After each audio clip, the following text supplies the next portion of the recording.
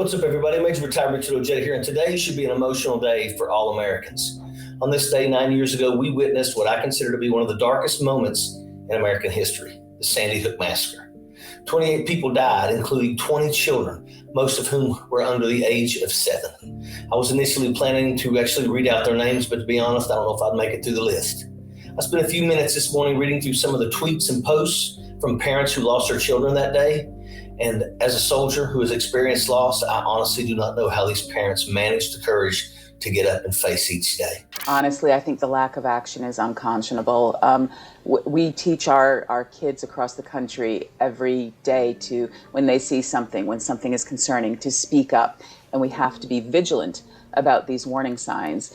It sounds like some students tried to report things, the teachers tried to report things, but for parents not to take that seriously and take action for a child who clearly needed help, that is unconscionable, and that is unforgivable in my opinion. Before anyone starts opening their mouths and saying that Ojeda wants to take away our guns, know that I own guns and I keep them locked up safely. I'm trained and I know how to use them. I don't just use them for photo ops like most of these Republicans do. I respect guns, and I know that without proper attention and in the wrong hands, these machines can be lethal. I don't understand why we are allowed to own machines of war in this country. Weapons like the M60 machine gun that Kentucky Representative Thomas Massey holds in his Christmas card. These should not be permitted, and we should not allow people to buy and sell guns like they're toys. These gun trade shows are a hotbed for criminal activity, and everybody knows it. Violence. Do you feel Congress has heard you?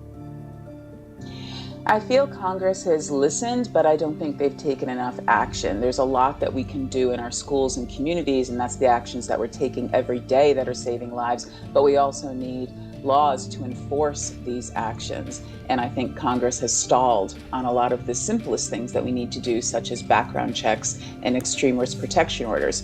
And those are things, and safe storage, and those are things that could have made a difference in this case as well. The NRA is a terrorist organization, and it needs to be classified as one. They promote terror, they have endless resources, they fly around in private planes at donor expenses and dues, and they act with impunity. It is time we stand up as a country and give them a taste of their own medicine. And I applaud the New York Attorney General, who said enough is enough and went after the NRA, so much so that the cowards packed up and fled New York all the way to Texas, where Abbott and company welcomed them with open arms. The Sandy Hook Massacre is a tragedy unlike we have ever seen before. A deranged, demon-infested psycho targeted and killed children, innocent human beings in quiet Connecticut who had their whole lives ahead of them.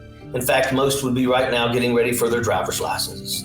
This unimaginable tragedy is one that we must take action on. We have to. Those children's lives cannot be taken without anything changing. Sadly, it's been 9 years and gun laws have actually been loosened in parts of the country. And how is that allowed to happen after such a horrific event?